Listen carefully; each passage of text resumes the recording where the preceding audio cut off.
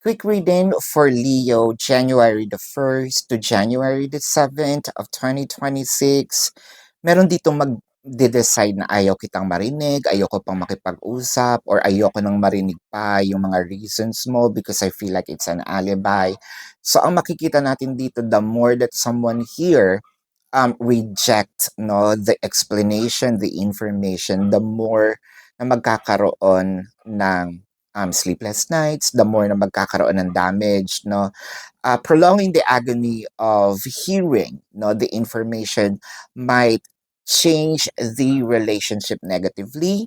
So parang sinasabi dito ni universe, um okay na rin na pakinggan kung ano man yung gustong sabihin, kasi at the end of the day it's still up for you to decide whether or not you're going to forgive the person, or continue and pursue their relationship. At least meron kang option, no? Yun naman yung importante. Kasi by the end of the day, you're not just jumping into conclusion. At least meron kang naririnig. I think that is more of a message.